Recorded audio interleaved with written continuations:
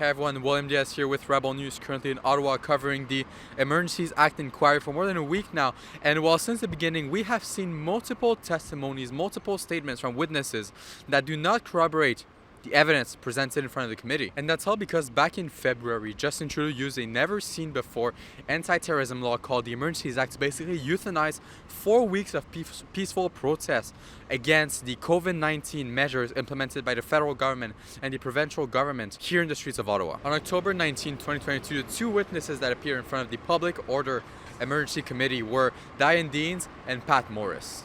Dian Dean was first elected in the Ottawa City Council in 1994, and she is currently the councillor for Ward 10, Gloucester and Southgate here in Ottawa, and was previously the head of the Civilian Oversight Board of the Ottawa Police. Here's what Dian Dean has to say during her testimony. We did not have the resources inside Ottawa Police, nor did we have the expertise in terms of, setting out a real plan on how you're going to get this tiger by the tail. Well, just that we didn't have the tools that we needed in terms of this specific convoy with large 18-wheel vehicles to be able to effectively address legal issues around that. You talked about the priorities for this protest that you had and that the police service had, right? And the priorities were shared, correct? Correct. Okay, and those priorities were to provide a space for protest and to protect the right to protest. Yes.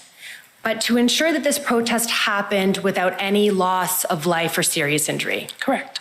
And that, of course, is what happened, right? It is. It is worth noting that during the convoy, Dian Dean stated her sentiment that she wanted to do violent things to a bouncy castles. Here's what she said on national television. Well, I've had it. I'm the chair of the Police Services Board. I have a very limited role to play because if you read the Police Services Act, you'll see for yourself that we are very limited in what we can do.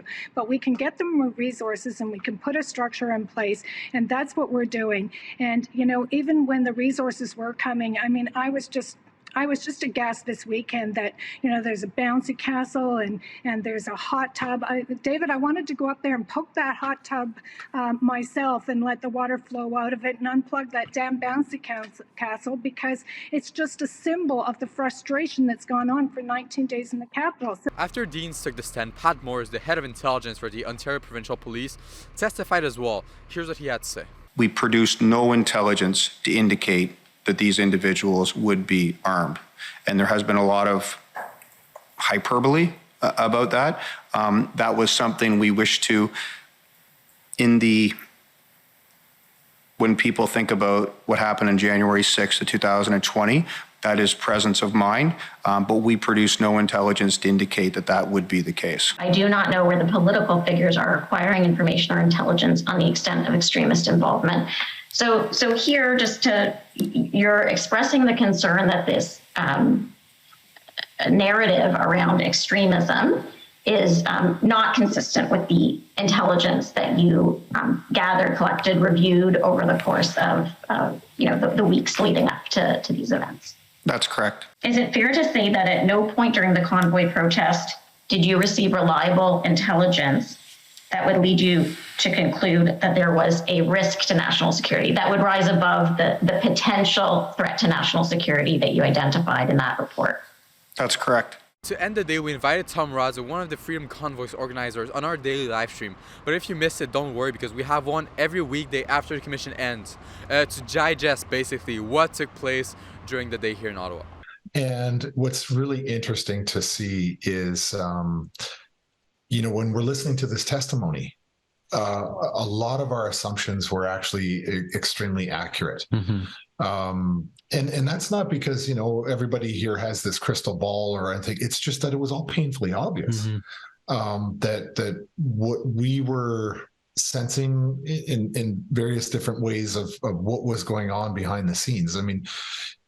I got to say, it's not entirely, I'm not gratified by it, but at least it's good to see that our objective was to always be safe and responsible. Finally, I went to Parliament and I caught our great Liberal Defence Minister, Anita Anan, to ask her about the Emergencies Act Inquiry. I wanted to know if she would push for Justin Trudeau's resignation if it is found that the government used the Emergencies Act unjustifiably. Here's what she had to say. As you'll see, not a lot was said. Will you push for Justin Trudeau's resignation if it is found that he used the Emergencies Act unnecessarily? Will you push for his resignation?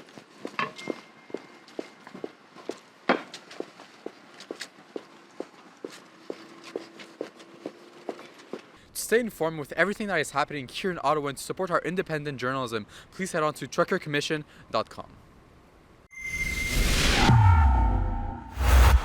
So there you have it, folks. If you want to make sure to stay updated with everything that is going on here in Ottawa during the Trucker Commission, and if you want to support our independent journalism here from the capital of our country, please head on to truckercommission.com, and there you'll be able to see all of our footage. For Rebel News, this is William Diaz.